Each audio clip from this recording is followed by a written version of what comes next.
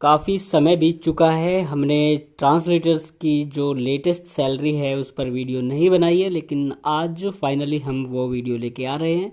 आप में से बहुत सारे ऐसे लोग होंगे जिनका सपना होगा एक ट्रांसलेटर बनना, और कुछ लोग ऐसे भी होंगे जो ऑलरेडी ट्रांसलेटर्स हैं। तो यहाँ पे आज की वीडियो में, इस वीडियो में हम बात करेंगे कि पहली जो सैलरी आएगी किसी भी ट्रांसलेटर की आज के टाइम में, अगर किसी को जॉब मिलती है तो वो कितनी होगी। तो यहाँ पे देखो 16/5/2025 के अकॉर्डिंग, मतलब आज हम एकदम लेटेस्ट आपको बताएंगे।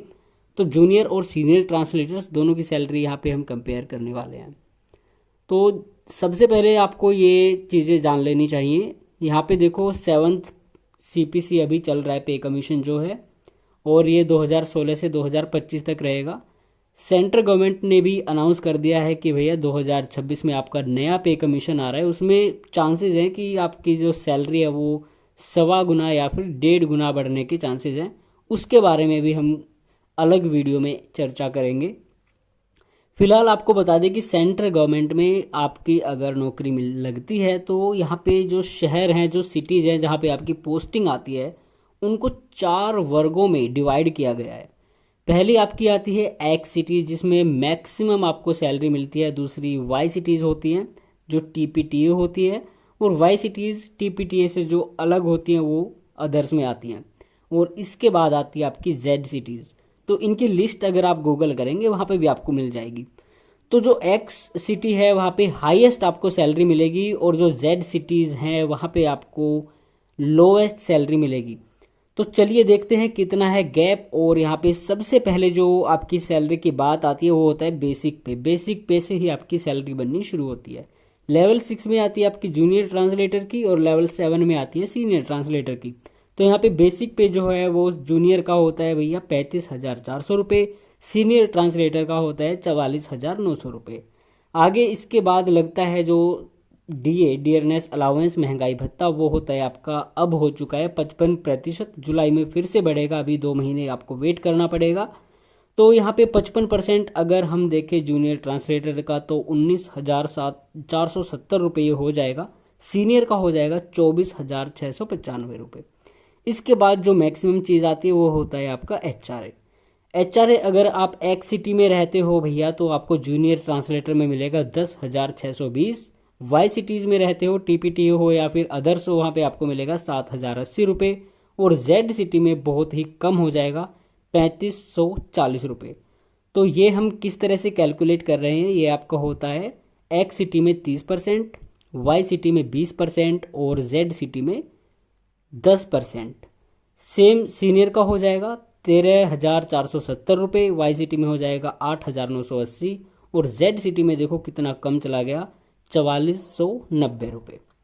इसके बाद अब आता है TA भी आपको मंथली मिलता है, जो आपकी मासिक सैलरी होती है। यहाँ पे आपको 3,600 रुपये मिलता है भैया एक्स और वाई TPTA सिटीज़ में। वाई सिटीज़ जो अदर्स है और जेड सिटीज़ है वहाँ पे आपको 1,800 मिलेगा, सीनियर और जूनियर दोनों में। इस पे फिर आपका DA लगता है, तो अगर हम इस पे DA लगाएं आपका 55%, तो भैया एक्स सिटीज़ और वाई सिटीज़ में TPTA वाली में हो जाएगा 1,980, और बाकी में हो जाएगा 990 रुपये। अब हम बनाते हैं यहाँ पे ग्रोस सैलरी। तो जूनियर ट्रांसलेटर की आज 16 मई 2025 के दिन जो सैलरी है, अगर आज की डेट में आप ज्वाइन करते हो तो आपकी ग्रोस सैलरी देखो एक्स सिटीज़ में बनती है। एक्स सिटीज़ में बड़े बड़े शहर आते हैं, जैसे आपका चेन्नई हो गई, मुंबई हो गई, कोलकाता हो गया, दिल्ली हो गई। तो यहाँ पे आपकी आती है भैया 71,070 रुपये।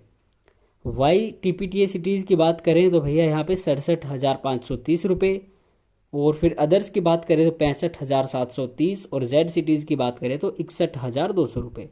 वहीं सीनियर ट्रांसलेटर की बात करें तो यहाँ पे 88,645 मैक्सिमम है, और 76,875 मिनिमम आपको जो सैलरी मिलने वाली है। अब ये तो हो गई आपकी ग्रोस सैलरी। इसके बाद भैया बहुत सारी चीज़ें हैं जो वो डिडक्ट करते हैं। तो रिकवरी और डिडक्शन की हम बात करें तो देखो जूनियर और सीनियर ट्रांसलेटर 10% आपका बेसिक पे का डिडक्ट होता है, कटता है, और फिर आपका 10% कटता है DA का। ठीक है, ये सारी चीज़ें आपकी चली जाती हैं आपके NPS में। इसके बाद 14% यहाँ पे वो भी देते हैं, मतलब जो आपका एम्प्लॉयर होता है जिस भी मिनिस्ट्री में आप जाते हो। CGHS के 450 रुपये कटते हैं, CGEGIS के मैक्सिमम 60 रुपये कटते हैं।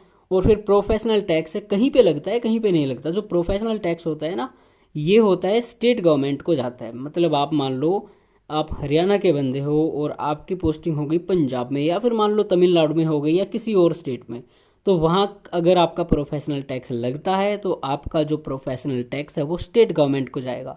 जो भी मेंटेनेंस वगैरह जो सारी चीज़ें, इतना इस पर रिसर्च किया नहीं गया है, तो मैक्सिमम हम मान के चल रहे हैं। हो सकता है आपकी पोस्टिंग ऐसे शहर में आए जहाँ पे आपको 208 रुपये मैक्सिमम होता है, तो जहाँ पे आपको इतने रुपए ना देने पड़े। अब आपको जो नेट सैलरी है, नेट सैलरी का मतलब ये होता है कि आपके अकाउंट में कितनी सैलरी क्रेडिट होगी। तो देखो, जूनियर ट्रांसलेटर में मैक्सिमम आपको जो मिलेगी ज्वाइनिंग पे वो मिलेगी 64,865 रुपये, और मिनिमम मिलेगी, ये मैक्सिमम हमने आपको बताई है, मिनिमम होगी 54,905 रुपये। वहीं बात करें अगर सीनियर की, तो भैया यहाँ पे आपको 80,968 मतलब 81,000 आप मान के चल सकते हो आपके अकाउंट में आएंगे। और मिनिमम की बात करें, कहीं ऐसे शहर में आप चले गए, जेड सिटीज़ में चले गए, तो वहाँ पे 69,198 रुपये आपके अकाउंट में आएंगे। तो ये थी सैलरी पर वीडियो, इसमें और इससे ज़्यादा कुछ नहीं है। फिर भी अगर आपको कोई भी डाउट है, कोई क्वेरी है, या फिर कोई सजेशन है, हमसे कोई गलती हो गई है ये वीडियो बनाने में, तो बेझिझक बिना किसी डाउट के आप कमेंट करके हमें बता सकते हैं। और अभी 8th पे कमीशन लगने वाला है, तो उस पर थोड़ी सी रिसर्च हमें करने की आवश्यकता है, और जैसे ही उस पर हम टाइम लगने के बाद उस पर थोड़ी बहुत छानबीन करेंगे, उसके बारे में थोड़ा पढ़ेंगे, जांचेंगे, तो फिर हम अगली वीडियो में ये डिस्कस करेंगे कि इसमें कितनी जो आपकी सैलरी है वो बढ़ने की उम्मीद है।